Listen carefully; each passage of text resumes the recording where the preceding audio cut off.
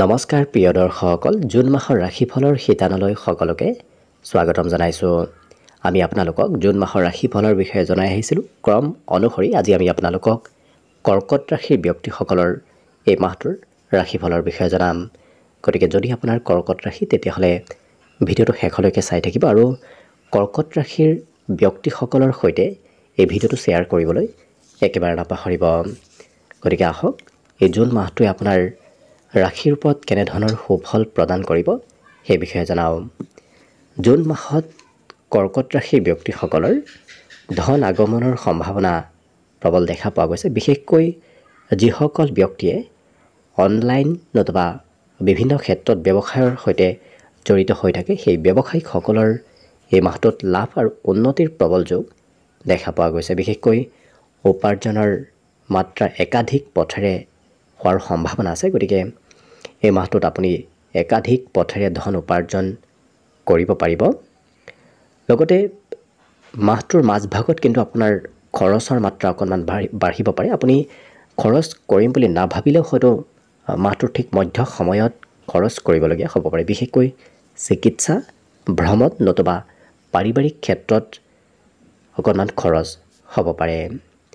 লগতে আৰ্থিক ক্ষেত্ৰত যদি ক'ৰবাত বিনিয়োগ কৰিম বুলি ভাবি আছে, ভালদৰে চাই চিতিহে আপুনি বিনিয়োগ কৰাৰ চেষ্টা কৰক। লগতে কিন্তু ধন সম্পত্তিও এই মাহত আপুনি ক্ৰয় কৰিব পাৰিব। গতিকে বিশেষ সম্পত্তি ক্ৰয় কৰাৰ সম্ভাৱনা এই মাহত আপোনাৰ দেখা পোৱা গৈছে। কৰ্মক্ষেত্ৰৰ ফালৰ পৰা পদোন্নতিৰ সম্ভাৱনাও কিছু আহি পৰিব। গতিকে যদি আপুনি চেষ্টা কৰে, নিশ্চয় এই মাহতে আপোনাৰ কৰ্মত পদোন্নতিৰ যোগ আহি পৰিব। নতুন নতুন দায়িত্ব আপোনাৰ সন্মুখত আহিব। গতিকে আপুনি এই মাহটোত দায়িত্ব কিন্তু ল'ব লাগিব।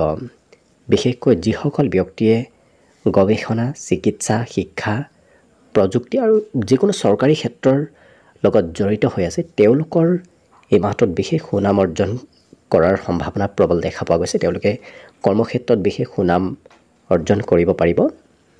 লগতে ব্যৱসায় বাণিজ্যৰ ক্ষেত্ৰৰ ফালৰ পৰা নতুন সহযোগীৰ সৈতে যদি ব্যৱসায়ৰ আৰম্ভ কৰে, তেতিয়াহ'লে লাভৰ পৰিমাণ বেছি দেখা পোৱা গৈছে। লগতে ঘৰৰ পৰা বাহিৰত যিমানে আপুনি ব্যৱসায় কৰিব, সিমানেই আপোনাৰ এই মাহটোত লাভ হ'ব। গতিকে ঘৰত থাকি আপুনি ব্যৱসায় কৰাৰ বিপৰীতে যদি ঘৰৰ পৰা ক'ৰবাত বাহিৰত থাকি ব্যৱসায় বাণিজ্য কৰে, তেতিয়াহ'লে দেখিব এই মাহটো আপোনাৰ বাবে অতি শুভভাৱে পাৰ হ'ব।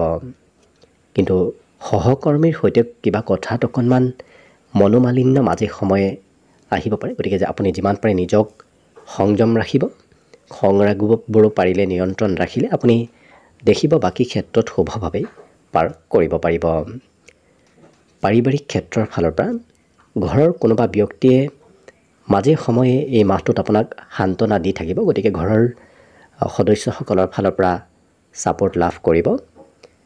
পৰিয়ালৰ সদস্যসকলৰ সহানুভূতি আপুনি নিশ্চয় লাভ কৰিব।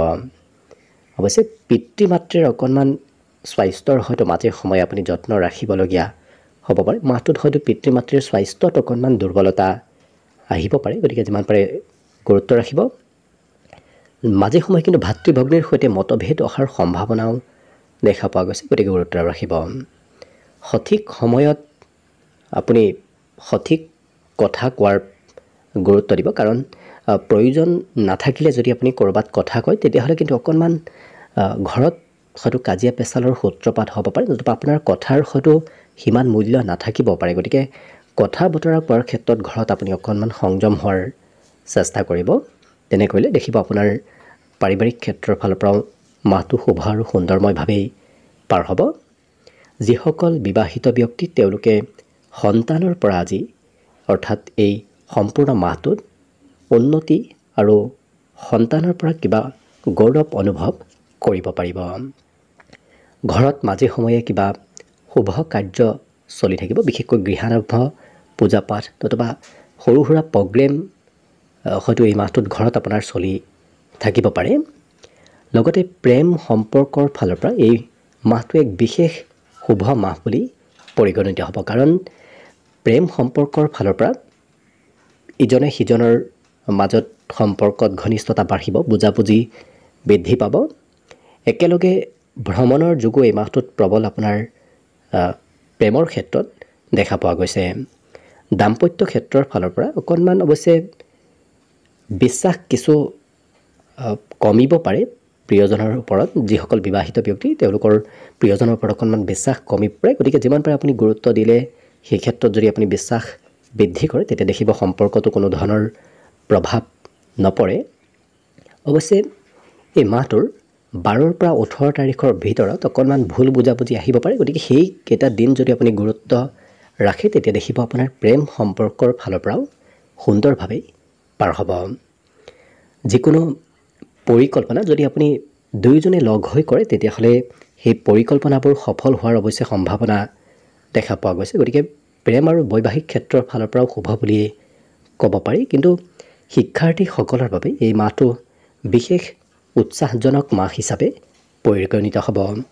কাৰণ উচ্চ শিক্ষাৰ বাবেও যদি প্ৰস্তুতি চলাই আছে সেই ক্ষেত্ৰতো আগবাঢ়ি যাব পাৰিব। কিবা শুভ সংবাদ পঢ়া শুনাৰ ক্ষেত্ৰত উচ্চ শিক্ষাৰ ক্ষেত্ৰত এই মাহত আপুনি লাভ কৰিব পাৰে।